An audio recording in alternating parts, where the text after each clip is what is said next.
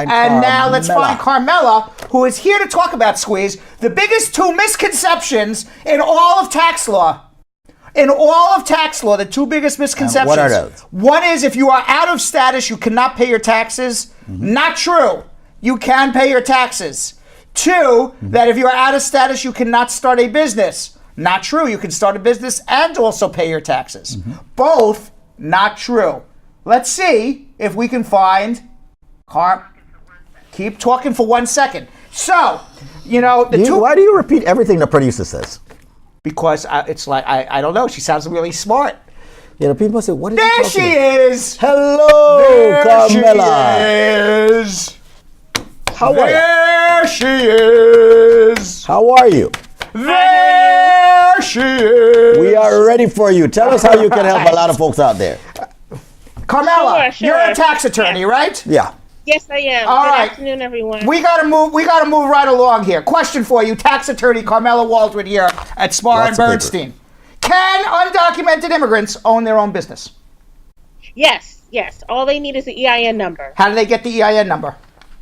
By hiring an attorney to register their business. And what is the EIN number? Let's be a little specific.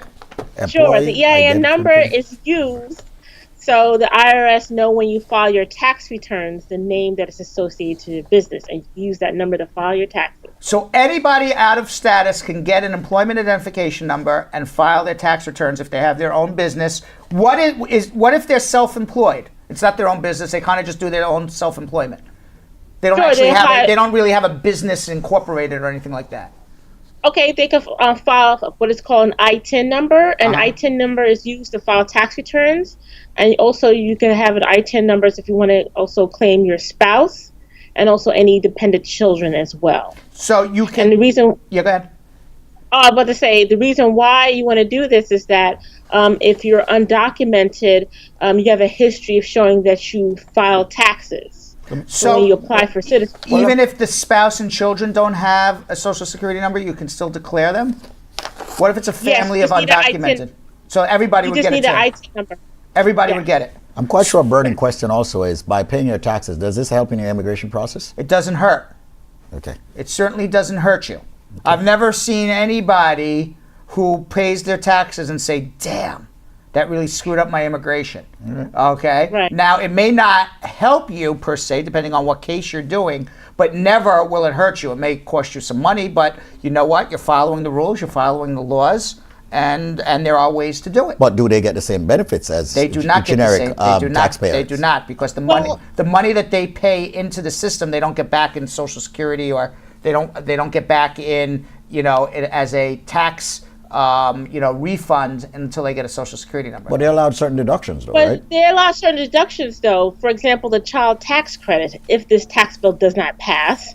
Yes, you could claim child tax credits and standardized deductions, and also definitely other credits that you're allowed to have. Why would anyone need you as an attorney to actually deal with their tax problems? Very good question, Squeeze. I know. Yes. Excellent. Because there's certain issues that may come up that you definitely need an attorney to help negotiate to settle your tax debt, to lower your taxes. So what's complicated about it? Yeah. Sure. Like, for example, someone that is self-employed or owns their own business, the IRS wants to see profit and loss statements for several months. So if you hire an attorney like myself, I could prepare those statements to show to the IRS that this person does not make enough money to pay the taxes that is owed, and that they should reach a settlement. Yeah. And by the way, if you're in a deportation process, it absolutely is imperative that you have taxes and show you pay taxes to show good moral character and that you're following the rules. That's one time that you would always need to show your taxes. Now, Carmela, you are a tax attorney here at Spar and Bernstein. The way to reach Carmela is 1-800-529-5465. That's the same number to call to get on our show. 1-800-529-5465. That's 1-800-Lawlink, 1-800-529-5465. Tell us about a real-life success story that you have, so maybe people could say, hey, that sounds like me. Okay, sure. I had a client actually referral from one of the immigration attorneys. She was a housekeeper, and she had not filed taxes for 5 years. So she filed taxes, and she owed about $10,000 Who in taxes. did she file her taxes through you or through somebody else? Yes, through me. Okay, so she came to you. She's a housekeeper. She's undocumented. She's cleaning homes. Yeah. Maybe she's somebody's nanny full time. Who knows? And she said, "I'd like to file taxes." She filed 5 years back. Owes 10 grand. That's a lot of money. That's a lot of. Yes. That's a lot of Windex to go through. Right. Okay, to pay those for a housekeeper. Now. And right, and that's why I'm saying hiring a tax attorney, I was able to prepare the profit and loss statements as well because she's self-employed.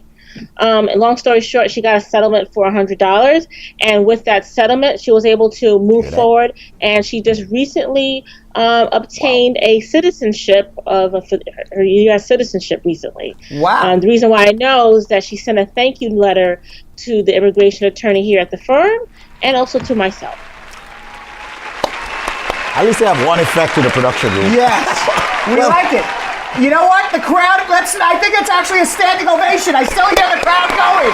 The crowd's going crazy. I like the crowd is going crazy. A housekeeper, basically that's as hard a work as you could get. She owed $10,000 in taxes. Needed to file these taxes to get her green card or green card status, and said, "Holy cow, I owe $10,000 in taxes." And Carmela turned it into $100 and filed all these taxes based on employment that was undocumented employment, that she did not have a social security number, and eventually was able to show these tax returns and be able to get her green card and subsequently become a citizen and say thank you to us all. The crowd, Carmela, goes wild.